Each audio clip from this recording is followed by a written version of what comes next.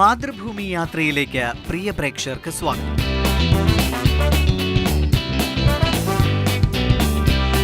ഇത് നമ്മുടെ 324-ാം എപ്പിസോഡാണ്. നമ്മളിപ്പോൾ യുക്രൈനിലെ കാഴ്ചകൾക്കൊപ്പം.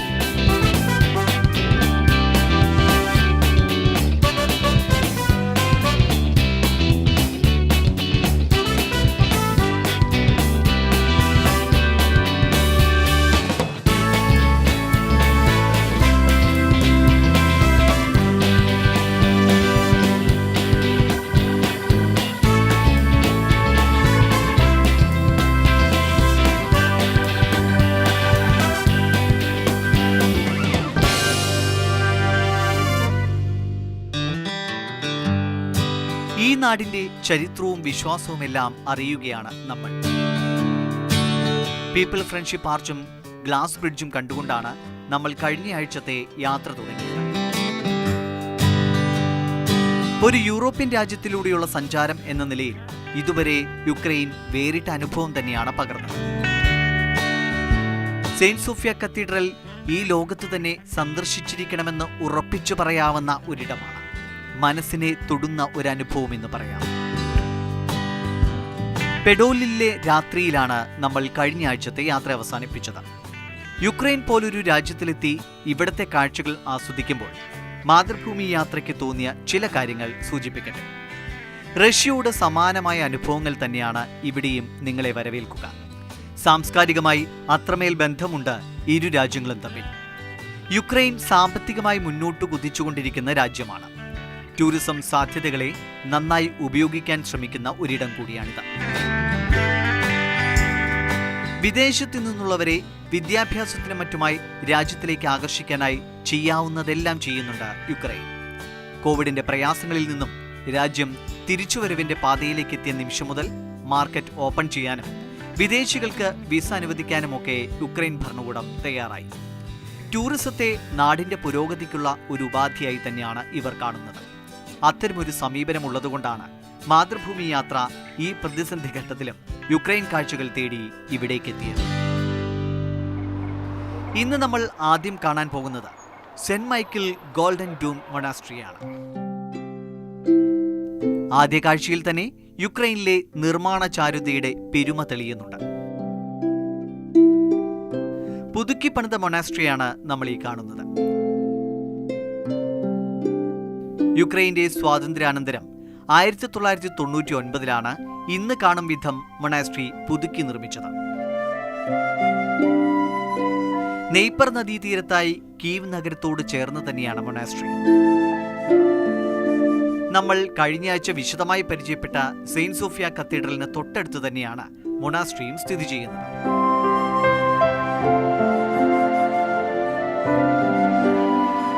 നമുക്ക് ആദ്യ കവാടം കടന്ന് അകത്തേക്ക് പോകാം. പ്രാർത്ഥനാ വഴിയിൽ മനസ്സിൽ പുണ്യം നിറച്ച മഹത് സാന്നിധ്യങ്ങൾ കവാട വഴിയുടെ ഇരുവശങ്ങളിലുമായി സ്ഥാനം പിടിച്ചിരിക്കുന്നു. എല്ലാവരെയും മനസ്സുകൊണ്ട് വണങ്ങി കോമ്പൗണ്ടിനകത്തേക്ക് കടക്കാം. നീലാകാശത്തിന്റെ ഉന്നതങ്ങളെ സ്പർശിക്കുന്നുണ്ട് സുവർണ മകുടങ്ങൾ. പൊന്നിൻ കുരിശിന്റെ പ്രഭയിൽ മൊണാസ്ട്രി വേറിട്ട അനുഭവമാവുകയാണ്. 1108-നും 1113-നും ഇടയിലാണ് ആദ്യകാല മൊണാസ്ട്രിയുടെ നിർമ്മാണ പ്രവർത്തനങ്ങൾ മറ്റും നടക്കുന്നത്. പിന്നീട് പിൽക്കാലത്ത് യുക്രൈന്റെ ചരിത്രത്തിനൊപ്പം ഒട്ടേറെ മാറ്റങ്ങളിലൂടെ മൊണാസ്ട്രിയും കടന്നുപോയി. 1496-ലെ പുതുക്കിപ്പണിയൽ പ്രാധാന്യമർഹിക്കുന്ന ഒരു ഘട്ടമാണ്. യുക്രൈനിയൻ ബാറൂക്ക് ശൈലിയിലാണ് മൊണാസ്ട്രിയും ചർച്ചും നിർമ്മിച്ചിരിക്കുന്നത്.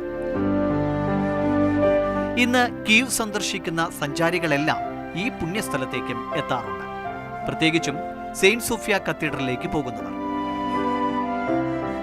ഒരൊറ്റ യാത്രയിൽ കാണേണ്ട ഇടങ്ങളാണ് മൊണാസ്ട്രിയും കത്തീഡ്രലും. യൂറോപ്യൻ നിർമ്മാണ ശൈലികളിലൊക്കെ താല്പര്യമുള്ളവർക്ക് ഒരു പഠനമെന്ന നിലയിലും ഇവിടം സന്ദർശിക്കാവുന്നതാണ്. മറ്റൊരു കാര്യം, യുക്രൈന്റെ ചരിത്രത്തെക്കുറിച്ചുള്ള അറിവും വിവിധ കാലഘട്ടങ്ങളിൽ ഈ നാട് കടന്നുപോയ ചരിത്രസന്ധികളെക്കുറിച്ചുമൊക്കെ അറിയാൻ താല്പര്യമുണ്ടെങ്കിൽ പ്രാദേശിക ഗൈഡുകളുടെ സഹായവും തേടാവുന്നതാണ്. മൊണാസ്ട്രിയോട് വിട പറയുമ്പോൾ പുറത്തുനിന്നും യുക്രൈന്റെ നാടൻ താളം ഉയരുന്നുണ്ട്. പിയാനോയിൽ നിന്നും ഉയരുന്ന സംഗീതം ആസ്വദിക്കാം.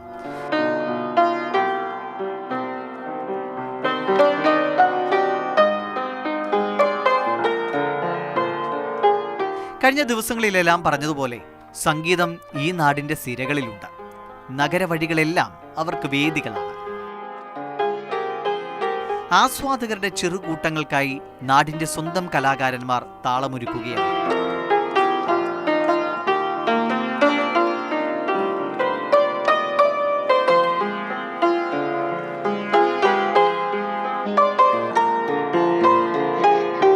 പിയാനോയുടെ സംഗീതത്തെ തെരുവിൽ നിന്നും പകർത്തുമ്പോൾ ഈ നാടിന്റെ സമരചരിത്രത്തിലേക്ക് കൂടിയൊന്ന് പോകേണ്ടിയിരിക്കുന്നു. നിരവധി സന്ദർഭങ്ങളിൽ സമരങ്ങൾക്കൊപ്പം പ്രതിരോധത്തിന്റെ താളം തീർത്ത് പിയാനോകൾ ഈ തെരുവുകളിൽ പ്രത്യക്ഷപ്പെട്ടിട്ടുണ്ട്. ഈ നാടിന്റെ ദേശീയ പതാകയുടെ നിറമണിഞ്ഞുവരെ പിയാനോകൾ അവതരിപ്പിക്കപ്പെട്ടു. അങ്ങനെ സംഗീതം ഒരു സമരായുധം കൂടിയായി. സോഫിയ സ്ക്വയറിലാണ് നമ്മൾ ഇപ്പോഴുള്ളത്. നഗരത്തിലെ പ്രധാന മേഖലയാണിത്. ഇലക്ട്രിക് ബസ്സുകളാണ് നഗരയാത്രകളെ ബന്ധിപ്പിക്കുന്നത്. ഒട്ടേറെ ചരിത്ര സ്മാരകങ്ങളും മറ്റും ഇവിടെയുണ്ട്. ബേഡൻ കമലിൻസ്കിയുടെ സ്മാരകമാണ് കാണുന്നത്. ഈ നാടിന്റെ അധികാര വഴികളെ അലങ്കരിച്ചിരുന്നവരുടെ സ്മാരകങ്ങളും മറ്റും നഗരത്തിന്റെ മർമ്മപ്രധാനമായ സ്ഥലങ്ങളിൽ സ്ഥാപിച്ചിരിക്കുന്നു. കമലിൻസ്കിയുടെ പേരിലാണ് ഈ സ്ട്രീറ്റും അറിയപ്പെടുന്നത്. 1600കളാണ് കമലിൻസ്കിയുടെ അധികാരകാലം. അങ്ങനെ ഈ നഗരവഴികളിലെല്ലാം ചരിത്രം പറയുന്ന കാഴ്ചകളുണ്ട്. സോഫിയ സ്ക്വയറിൽ കീവ് നഗരത്തിന്റെ പല വഴികൾ സംഗമിക്കുന്നുവെന്ന് പറയാം. സെയിന്റ് സോഫിയ കത്തീഡ്രലിന്റെ ബെൽ ടവറാണ് ഈ കാണുന്നത്. നഗരവിശേഷങ്ങൾ പറയുന്നതിനിടെ ഒരു വൈകുന്നേര കാഴ്ച കൊടി പിടിച്ചു വരികയാണ്. സമരമോ പ്രതിഷേധമോ മറ്റോ ആണ്.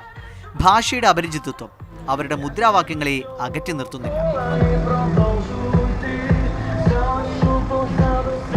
കൊടികളിൽ ചിലതിൽ കോവിഡ് കാലത്തിന്റെ ചിഹ്നങ്ങൾ കണ്ടു. ഒരു യാത്രികന്റെ കൗതുകങ്ങളാണ് ഇത്തരം കാഴ്ചകൾ.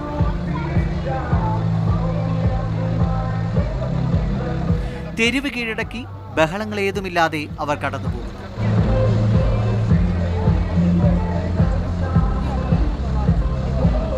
ലോകത്തിലെ ഏറ്റവും വലിയ ജനാധിപത്യ രാജ്യത്തു നിന്നും വന്നതുകൊണ്ടാകണം അവരുടെ കൂട്ടത്തിലൊരാളായതുപോലെ.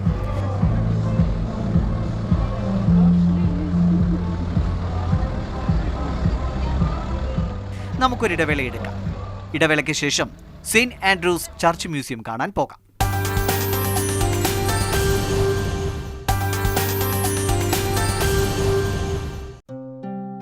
യുക്രൈൻ വിശേഷങ്ങളിലൂടെയുള്ള സഞ്ചാരം നമുക്ക് തുടരാം. സെയിന്റ് ആൻഡ്രൂസ് ചർച്ച് മ്യൂസിയത്തിലെ കാഴ്ചകളിലേക്കാണ് അടുത്തതായി നമ്മൾ പോകുന്നത്. കീവ് നഗരപരിധിയിൽ തന്നെയുള്ള ഒരിടമാണിത്. യേശുദേവന്റെ 12 അപ്പോസ്തലന്മാരിൽ ഒരാളാണ് ആന്ത്രിയോസ് ശ്ലീഹ. ബൈസാന്റിയൻ സഭയുടെ പ്രഥമ മെത്രാൻ, പത്രോസ് ശ്ലീഹായുടെ സഹോദരൻ. വിശ്വാസികളുടെ മനസ്സിൽ ആന്ത്രിയോസ് ശ്ലീഹ പ്രാർത്ഥനകളുടെ ഉന്നതങ്ങൾ തൊടുന്നു.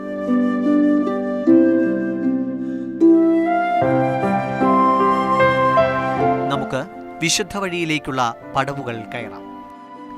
സ്കോട്ട്ലൻഡ്, റഷ്യ, ഗ്രീസ് തുടങ്ങിയ രാജ്യങ്ങളുടെ മധ്യസ്ഥനാണ് ആന്ത്രിയോസ് ശ്ലീഹ. 1747 1754 ഇടയിലാണ് ഈ മനോഹര ദേവാലയം പണിതത്. ഇറ്റലിയിൽ നിന്നുള്ള പ്രശസ്ത ആർക്കിടെക്ട് ബർത്തലോമിയ റെസ്ട്രെല്ലിയാണ് സെയിന്റ് ആൻഡ്രൂസ് ചർച്ചിന്റെ രൂപകൽപ്പനയും നിർമ്മാണവും നിർവഹിച്ചത്. ഇറ്റാലിയൻ നിർമ്മാണ രീതികളുടെ പ്രഭാവം ചർച്ചിൽ കാണാവുന്നതാണ്. അദ്ദേഹത്തെക്കുറിച്ച് പറയുമ്പോൾ റഷ്യയിൽ അദ്ദേഹം നിർമ്മിച്ച ചില ചരിത്ര സ്മാരകങ്ങളെ കൂടി പ്രതിപാദിക്കണം.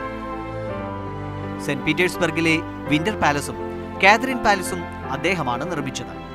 യുക്രൈനിലെ മരിൻസ്കി പാലസും അദ്ദേഹത്തിന്റെ സൃഷ്ടി തന്നെ. 1968 മുതലാണ് ഒരു മ്യൂസിയം എന്ന നിലയിൽ ഇവിടം പരിപാലിച്ചു പോരുന്നത്. 2010 ചർച്ച് വിപുലമായ രീതിയിൽ പുതുക്കിപ്പണിതു. കീവിലെ തന്നെ സ്വല്പം ഉയരം കൂടിയ സ്ഥലത്താണ് ചർച്ച് സ്ഥിതി ചെയ്യുന്നത്. ഒരു ചെറിയ കുന്ന് തന്നെ എന്ന് പറയാം. അതുകൊണ്ട് തന്നെ ഇവിടേക്കെത്തുന്ന സഞ്ചാരികൾക്ക് നഗരത്തിന്റെ ദൂരക്കാഴ്ചകൾ ആസ്വദിക്കാനുള്ള അവസരം കൂടിയുണ്ട്. ഒരു വ്യൂ പോയിന്റാണ് ഇവിടം. ഉയരങ്ങളിൽ നിന്നും നോക്കുമ്പോൾ നെയ്പറിന്റെ തീരത്തെ നഗരം ഒരു താഴ്വാരമായി തോന്നുന്നു. വളർന്നുകൊണ്ടിരിക്കുന്ന തലസ്ഥാന നഗരം ഫ്രെയിമിൽ തിങ്ങി നിറയുന്നുണ്ട്. സർക്കാർ സ്ഥാപനങ്ങളും സ്വകാര്യ സ്ഥാപനങ്ങളുമായി കീവ് നഗരത്തിന്റെ പ്രധാന മേഖലകളാണ് ഈ കാണുന്നത്. ഇവിടെ നിന്നും നോക്കിയാൽ കഴിഞ്ഞ ദിവസം നമ്മൾ കണ്ട പോഡിൽ സ്ട്രീറ്റിന്റെയൊക്കെ ദൂരക്കാഴ്ചയും ആസ്വദിക്കാവുന്നതാണ്. സഞ്ചാരികൾക്ക് കീവ് നഗരത്തിന്റെ പശ്ചാത്തലത്തിൽ ഫോട്ടോകൾ എടുക്കാനുള്ള സൗകര്യവും ഇവിടെയുണ്ട്. ചരിത്ര പ്രാധാന്യമുള്ള നഗരമാണ് കീവ്. സോവിയറ്റ് യൂണിയന്റെ പതനത്തിന് ശേഷം 1991 കീവ് യുക്രൈന്റെ തലസ്ഥാന നഗരമാകുന്നത്. സെയിന്റ് ആൻഡ്രൂസ് ചർച്ചിനോട് നമ്മൾ വിട പറയുകയാണ്. തൊട്ടുതാഴെ കുന്നിൻ ചെരുവിലായി ഒരു ചെറു മാർക്കറ്റുണ്ട്. കരകൗശല വസ്തുക്കൾ വിൽക്കുന്ന ഒരു തെരുവ്. ഈ നാടിന്റെ കരവിരുത് കാണാൻ ഇവിടേക്ക് വന്നാൽ മതി. സഞ്ചാരികളെ ലക്ഷ്യമിട്ടാണ് ഇങ്ങനെയൊരു മാർക്കറ്റ് രൂപപ്പെട്ടത്. റഷ്യൻ ഡോളാണ് ഈ കാണുന്നത്. ചെറുപാവകളിൽ തുടങ്ങി കലാസ്പർശമുള്ള പാത്രങ്ങൾ വരെയുണ്ട്. വീടുകളിൽ അലങ്കാരമായി വയ്ക്കാവുന്ന ഒട്ടേറെ വസ്തുക്കൾ ഇവിടെ ലഭ്യമാണ്. യുക്രൈൻ കണ്ട് മടങ്ങുമ്പോൾ ഈ നാടിന്റെ ഓർമ്മകൾ നിങ്ങൾക്ക് വീട്ടിലേക്ക് കൊണ്ടുപോകാൻ ആഗ്രഹമുണ്ടെങ്കിൽ ഈ തെരുവിലെ കുഞ്ഞു കടകളിലേക്ക് വരാം. യുക്രൈനെ അടയാളപ്പെടുത്തുന്ന വസ്തുക്കൾ ഇവിടെ ഏറെയുണ്ട്. വലിയ മാളുകളിലും മറ്റും ഇത്തരം അലങ്കാര വസ്തുക്കൾ ലഭ്യമാണെങ്കിലും വില അല്പം കൂടുതലായിരിക്കും. യുക്രൈന്റെ ചരിത്രവും വർത്തമാനവും ഒക്കെ ഇവിടെ വിൽപ്പനയ്ക്കുണ്ട് എന്ന് പറയാം. യുദ്ധകാലവും ചെർണോബിലുമെല്ലാം ചെറുരൂപങ്ങളായി മറ്റും മാർക്കറ്റിലേക്ക് എത്തിയിരിക്കുന്നു. പുറത്തേക്കിറങ്ങുമ്പോൾ പൂക്കച്ചവടക്കാരെയും കണ്ടു. യുക്രൈനിലെ പതിവ് കാഴ്ചയാണ് തെരുവിലെ പൂക്കച്ചവടം. ഇനിയൊരു ഇടവേളയെടുക്കാം. മടങ്ങിയെത്തുമ്പോൾ കീവ് മെട്രോയുടെ വിശേഷങ്ങൾ അറിയാം.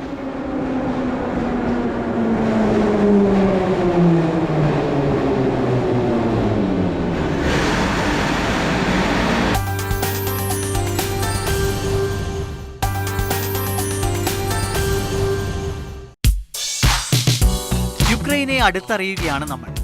ഏതൊരു നാട്ടിലേക്കുള്ള സഞ്ചാരവും ആ നാടിന്റെ ജീവിതത്തെ കൂടി അറിയലാണ്.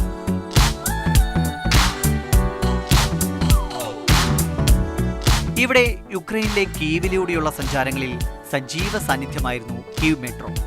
ഈ മെട്രോയാണ് ഈ നഗരത്തെ ചലിപ്പിക്കുന്നത് എന്ന് തന്നെ പറയാം. ജീവനാഡി കണക്കെ നഗരത്തിന്റെ എല്ലാ മേഖലകളെയും മെട്രോ ബന്ധിപ്പിക്കുന്നു. കീവിന്റെ നിത്യജീവിതത്തെ അത്രമേൽ സ്വാധീനിക്കുന്ന മെട്രോയുടെ വിശേഷങ്ങൾ അറിയാനുള്ള ഒരു ശ്രമമാണിത്. നമുക്ക് മെട്രോ റൂട്ടിലൂടെ യാത്ര ചെയ്യാം. കാഴ്ചകൾക്കൊപ്പം കാര്യങ്ങളും പറയാം. ആദ്യം ചില പ്രാഥമിക കാര്യങ്ങൾ സൂചിപ്പിക്കട്ടെ. യുക്രൈനിലെ ഏറ്റവും പ്രധാനപ്പെട്ട പൊതുഗതാഗത സംവിധാനമാണ് മെട്രോ. സോവിയറ്റ് യൂണിയൻ എന്ന നിലയിൽ കണക്കാക്കിയാൽ മോസ്കോയിലെയും സെന്റ് പീറ്റേഴ്സ്ബർഗിലെയും മെട്രോ സംവിധാനങ്ങൾക്ക് പിന്നിലായി 3-ാം സ്ഥാനത്താണ് കീവ് മെട്രോ. ആകെ 67.56 കിലോമീറ്റർ ദൂരം മെട്രോ സഞ്ചരിക്കുന്നുണ്ട്. നഗരവഴികളെ മാത്രമല്ല, നഗരത്തിൽ നിന്നും തെല്ലുമാറിയിട്ടുള്ള പ്രദേശങ്ങളിലേക്കും മെട്രോ സർവീസ് ഉണ്ട്. നെയ്പർ നദിക്ക് മുകളിലൂടെയുള്ള യാത്ര രസകരമാണ്. യുക്രൈൻ കാണാൻ വരുന്ന ഒരു സഞ്ചാരിക്ക് എന്തുകൊണ്ടും മെട്രോ തന്നെയാണ് യാത്രയ്ക്ക് ഉത്തമം. ഇത്തരത്തിൽ കാഴ്ചകൾ കാണാനുള്ള അവസരവും യാത്രയ്ക്കൊപ്പം കൈവരുന്നു. പിന്നെ ഈ നാട്ടിലെ സാധാരണക്കാർക്കൊപ്പം തൊഴിൽ സ്ഥലങ്ങളിലേക്ക് മറ്റുമുള്ള അവരുടെ യാത്രകളിൽ പങ്കുചേരാനുള്ള അവസരം കൂടിയാണ് മെട്രോ യാത്രകൾ. ടാക്സി ചാർജുമൊക്കെ താരതമ്യം ചെയ്യുമ്പോൾ മെട്രോ തന്നെയാണ് ലാഭവും. യാത്രയ്ക്കായുള്ള കാർഡുകൾ എടുക്കുകയാണെങ്കിൽ റീചാർജ് ചെയ്ത് ഉപയോഗിക്കാനുള്ള അവസരവുമുണ്ട്. 1960 നവംബർ 6 കീവ് മെട്രോ സർവീസ് തുടങ്ങുന്നത്. പടിപടിയായി സർവീസിന്റെ ഓരോ മേഖലയും മെച്ചപ്പെടുത്തി ഇന്ന് 3 ലൈനുകളിലായി സർവീസ് നടത്തുന്നുണ്ട് കീവ് മെട്രോ. ആകെ 52 സ്റ്റേഷനുകളാണ് ഉള്ളത്. നേരത്തെ കണ്ടതുപോലെ എല്ലാ സ്റ്റേഷനുകളും പുറത്തല്ല, അണ്ടർഗ്രൗണ്ട് സ്റ്റേഷനുകളും സജീവമാണ് ഇവിടെ. എസ്കലേറ്ററുകൾ വഴിയാണ് മെട്രോയ്ക്കടുത്തേക്ക് എത്തുന്നത്. യുക്രൈനിലെ മെട്രോ സൗകര്യങ്ങൾ അധികവും റഷ്യയുടെ മാതൃക സ്വീകരിച്ചാണ് നിർമ്മിച്ചിരിക്കുന്നത്. ഓരോ മെട്രോ സ്റ്റേഷനും അതിൻ്റെതായ പ്രത്യേകതകളുണ്ട്. എല്ലാറ്റിനും ഓരോ തീം നൽകിയിരിക്കുന്നു. മറ്റൊരു പ്രധാന കാര്യം നഗരാസൂത്രണത്തിന്റെ കാര്യത്തിൽ സ്വീകരിച്ചിരിക്കുന്ന വിട്ടുവീഴ്ചയില്ലാത്ത സമീപനമാണ്. നാളെയുടെ നഗരം എങ്ങനെയായിരിക്കുമെന്ന് മുൻകൂട്ടി കണ്ടാണ് മെട്രോ ഒരുക്കിയിരിക്കുന്നത്. മെട്രോ സൗകര്യത്തിനൊത്തു തന്നെയാണ് നഗരം വളർന്നിരിക്കുന്നത്. അണ്ടർഗ്രൗണ്ട് മെട്രോ സ്റ്റേഷനുകൾ നിർമ്മിക്കുക വഴി സ്ഥല ലഭ്യതയുടെ പ്രശ്നങ്ങൾ മറികടന്നു. ഒരു വൻ നഗരത്തിന്റെ വളർച്ച എന്ന് പറയുന്നത് ആ നഗരത്തിന്റെ സമസ്ത മേഖലയുടെയും മുന്നേറ്റമാണ്. അതിനായി ഗതാഗതം ഉൾപ്പെടെയുള്ള പ്രാഥമിക സൗകര്യങ്ങൾക്ക് പ്രാധാന്യം നൽകേണ്ടതുണ്ട്. അതിവിടെ കൃത്യമായി നടപ്പിലാക്കിയിരിക്കുന്നു. നമ്മളിപ്പോൾ പോകുന്നത് ലോകത്തിൽ തന്നെ ഏറ്റവും ഡീപ്പസ്റ്റ് അഥവാ ആഴത്തിലുള്ളതെന്ന് വിശേഷിപ്പിക്കാവുന്ന മെട്രോ സ്റ്റേഷനിലേക്കാണ്. ഭൂമിക്കടിയിലൂടെയുള്ള യാത്രയാണ്. അതുകൊണ്ട് തന്നെ പുറം കാഴ്ചകളില്ല. അകത്തുള്ളവരിലധികവും പതിവ് യാത്രക്കാരാണ്. വൈകുന്നേരത്തോടടുക്കുന്ന ഈ സമയത്ത് യാത്ര ചെയ്യുന്നവരിലധികവും ജോലി കഴിഞ്ഞ് മടങ്ങുന്നവരാണ്. അധികം വൈകാതെ തന്നെ നമ്മൾ ഭൂമിയോട് അത്രമേൽ ചേർന്ന് നിൽക്കുന്ന ആർസെനൽറ്റ മെട്രോ സ്റ്റേഷനിലേക്ക് എത്തിയിരിക്കുന്നു. കീവ് മെട്രോ സംവിധാനങ്ങൾ ഒരുക്കുന്ന ആദ്യ ഘട്ടത്തിൽ തന്നെ ഈ സ്റ്റേഷനും തയ്യാറായിരുന്നു. ഓർക്കുക, 105 മീറ്റർ താഴെയാണ് നമ്മളിപ്പോഴുള്ളത്.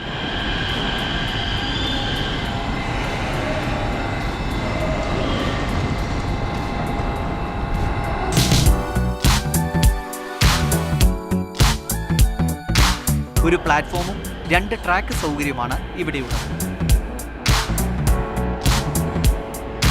ഭൂമിക്കടിയിലെ ഈ ഇടനാഴിയിലൂടെ നടക്കുമ്പോൾ ഈ മണ്ണ് സാങ്കേതികമായി കൈവരിച്ച നേട്ടങ്ങളെക്കുറിച്ച് ഓർത്തുപോകുന്നു.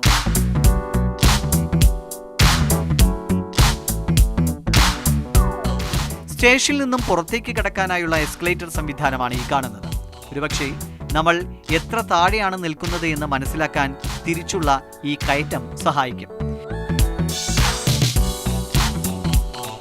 എസ്കലേറ്റർ എന്ന് പറയുമ്പോൾ നമ്മൾ മാളുകളിലൊക്കെ കാണും വിധമുള്ള ചെറു സംവിധാനങ്ങളല്ല. നല്ല നീളത്തിൽ 2 എസ്കലേറ്ററുകൾ കടന്നു വേണം പുറത്തേക്കെത്താൻ. ഡീപ്പസ്റ്റ് ഇൻ ദ വേൾഡ് എന്നൊക്കെ പറയുന്നതിന്റെ പൊരുൾ കൃത്യമായി മനസ്സിലാകുന്നു എന്ന് പറയാം. 2 ഘട്ടങ്ങളിലായി ഏകദേശം 5 മിനിറ്റിലേറെ സഞ്ചരിക്കേണ്ടി വന്നു.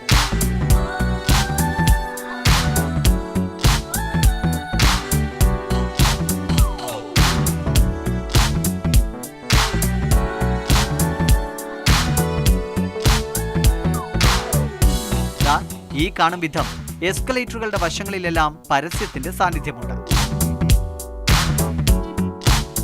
സാമ്പത്തിക സാധ്യതകളെല്ലാം കൃത്യമായി ഉപയോഗിച്ചിരിക്കുന്നു.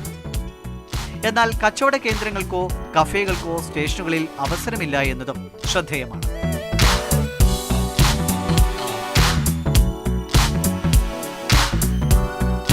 അകത്തുനിന്നും മുകളിലേക്കുള്ള തട്ടിലേക്ക് എത്തുമ്പോഴാണ് അണ്ടർഗ്രൗണ്ട് സ്റ്റേഷന്റെ വലിപ്പം മനസ്സിലാകുന്നത്.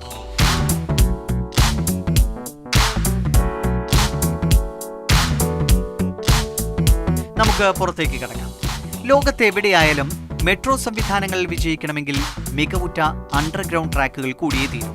പുറം രാജ്യങ്ങളിൽ നിന്നുള്ള വിദഗ്ധരടക്കമുള്ളവർ യുക്രൈനിലെയും റഷ്യയിലെയും മെട്രോ സംവിധാനങ്ങളെക്കുറിച്ച് പഠിക്കാനായി എത്താറുണ്ട്.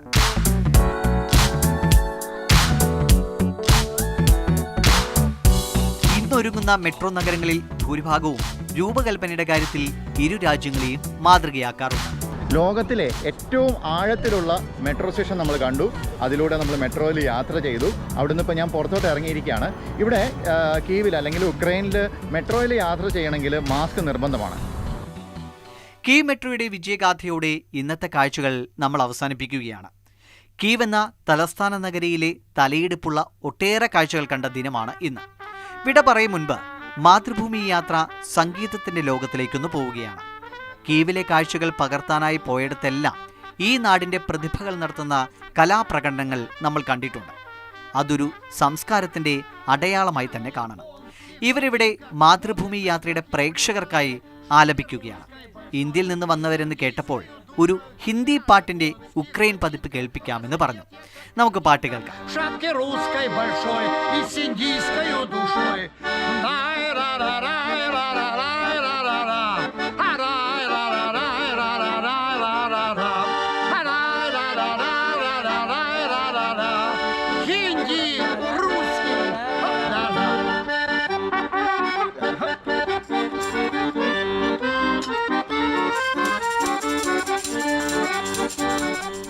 പാട്ടിന്റെ വരികളുടെ അർത്ഥമോ താളക്രമത്തിന്റെ കൃത്യതയോ അല്ല ഇവിടെ കാര്യമാകുന്നത്. അതിഥിയോട് അവർ കാട്ടുന്ന സ്നേഹമാണ്. അക്കോർഡിയനും ബ്യൂഗിളും അരങ്ങ് തകർക്കുകയാണ്. അതിർത്തികളെ മായ്ക്കുന്ന സംഗീതം. Я в японских ботинках, модных брюках, я британских, шапке русской большой и с индийской душой. Я в японских ботинках, разодетых как картинка, шапке русской большой и с индийской душой.